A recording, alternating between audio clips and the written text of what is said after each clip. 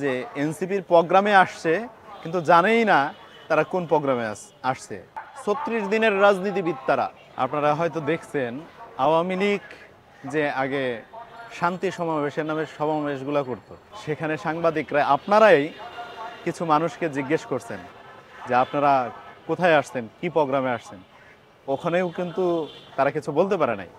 এগুলা কিন্তু সামাজিক যোগাযোগ মাধ্যম, গণমাধ্যমগুলোতে ভালো ঢালাওভাবে নিউজ হয়েছিল। তো আজকে আবার ঠিক ১ বছর পর আওয়ামী লীগের রূপটা এনসিপির মাধ্যমে দেখতে হচ্ছে আমাদের।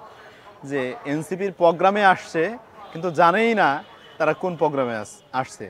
আওয়ামী লীগের নাম বলতেছে, ছাত্র দলের নাম বলতেছে, অন্যান্য রাজনৈতিক দলের নামগুলো বলতেছে, সামাজিক যোগাযোগ মাধ্যম, গণমাধ্যমগুলোতে ভাইরাল হয়েছে।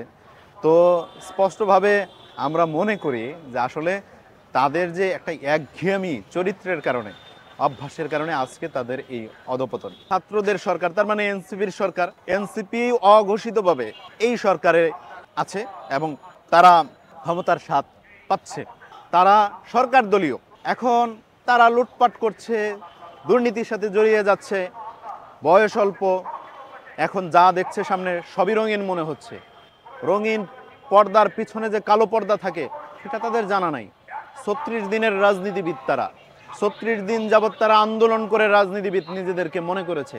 সেই জন্যই আজকে তারা ভুল করছে বারবার, আর সেই ভুলের খেসারত স্বরূপ তারা দুর্নীতি করে ধরা পড়বে এবং জনগণের কাছ থেকে তারা প্রত্যাখ্যিত হবে। দেখেন ২৪-এর গণ অভ্যুত্থানে আমরা সামগ্রিকভাবে সকল রাজনৈতিক দল, আমাদের আমজনতার দল, বিএনপি, জামাত, সকল রাজনৈতিক দল, বিশেষ করে বিরোধী উইংস থেকে দীর্ঘ ১৭টি বছর যারা নির্যাতন নিপীড়নের শিকার হয়েছে, সবাই কিন্তু রাজপথে নেমে এসেছিল।